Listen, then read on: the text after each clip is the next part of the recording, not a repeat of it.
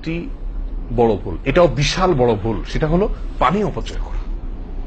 পানি অপচয় করা, আল্লাহ মাফ করেন, এটা থেকে মুক্ত আমরা কেউই না বোধ হয় এই যুগে। পানি অপচয় অজুর সময়, ভাই আমাদের অজুতে কত পানি লাগে। আপনি যদি, আমরা তো বেশিরভাগ লোক এখন ট্যাপে উজু করি না, আপনি যে ট্যাপটা ব্যবহার করেন ওই ট্যাপের নিচে যদি একটা কি রাখেন, বালতি রেখে দেন, আপনি অজু করার শেষে লক্ষ্য করে দেখেন একটা খালি বালতি যদি রাখেন কি পরিমাণ পানি পড়বে আনুমানিক? প্রায় এক বালতির মতো হয়ে যাবে না? সুবহানাল্লাহ, 50-100 জন লোকের উজুর পানি এটা। নবী সাল্লাল্লাহু আলাইহি সাল্লামের উজুর পানির পরিমাণটুকু হাদিসে আসছে ভাই। এক গ্লাস পরিমাণ পানি দিয়ে তার কি হয়ে যেত? উজু হয়ে যেত। এক গ্লাস পানির প্রয়োজন হতো না নবী সাল্লাল্লাহু আলাইহি সাল্লামের উজুতে, গোটা উজুতে। আর সেখানে এক গ্লাস তো আমাদের শুধু কিসেই লাগে?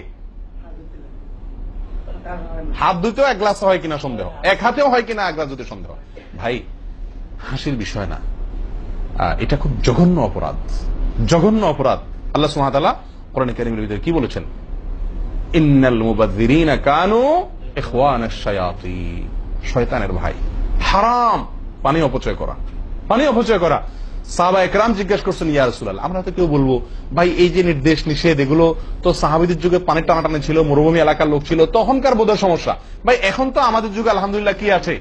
প্রচুর পরিমাণে পানি আছে, পানির তো অভাব নেই আল্লাহর ফজলে। আমরা কেউ হয়তো মনে করি যে অনেক পানি আছে, এখন বোধহয় আর এই এত টানাটানি করে ওযু করার প্রয়োজন নাই।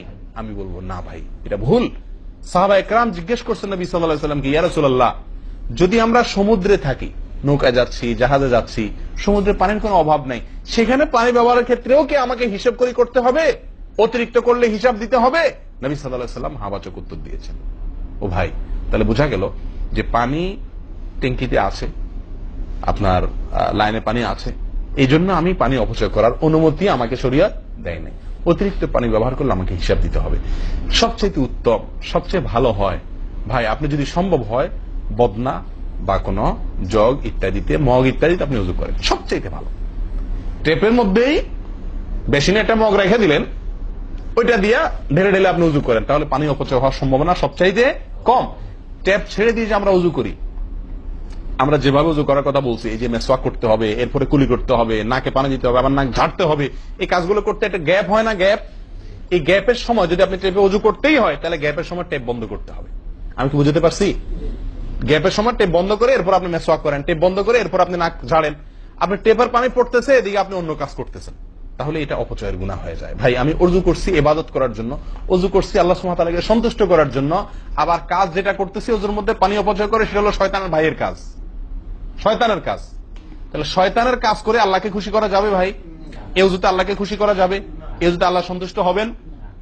উযু করলে নবী সাল্লাল্লাহু আলাইহি ওয়াসাল্লাম বলেছেন, দিনে 5 বার উযু করলে, একটা মানুষ 5 বার গোসল করলে যেরকম তার শরীরে ময়লা থাকে না, একটা মানুষ দিনে 5 বার 5 ওয়াক্ত সালাতের জন্য উযু করলে ওই লোকের অন্তরে বা ওই লোকের ভিতরে গুনাহ থাকে না, আল্লাহ তাকে গুনাহ থেকে পরিচ্ছন্ন করে দেন, পবিত্র করে দেন, ধুয়ে পরিষ্কার করে দেন 5 বার উযু করার মাধ্যমে।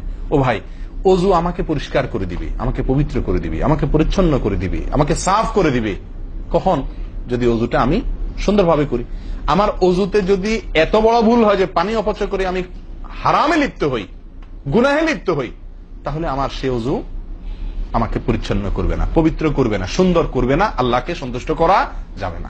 প্রিয় ভাইরা, আমি আবারও বলছি, এই ভুল থেকে আমরা কেউ মুক্ত নই। আল্লাহ মাফ করুক, ইল্লা মান রাহিমা রব্বি, হাতে গোনা 2-1 ছাড়া আমরা কেউ মুক্ত নই ভাই। উযু করার সময় পানি অপচয়, আজকে টেপের যে কালচার, এই টেপ ছেড়ে আমাদের উযু করা, এটা জঘন্য একটি ভুল। যদি টেপটা আমি ছেড়ে রাখি, হ্যাঁ আপনি উযু করছেন, বন্ধ করে নিচ্ছেন, আবার দরকার হচ্ছে চালাচ্ছেন, এটা হলে ঠিক আছে। আপনি যদি এটা করতে যান পাবলিক অজুখানাতে, হয়তো পিছন থেকে কেউ আপনাকে তাড়া মারবে, আরে ভাই তাড়াতাড়ি করেন, দেরি করতেছেন, মারুক ভাই তাড়া, সে তাড়া মারুক, কিন্তু আপনার উযুটা কি করতে হবে? আপনাকে কোয়ালিটিফুল উযু করতে হবে। আল্লাহ তাআলা আমাদেরকে সেই উযু করার তৌফিক দান করেন।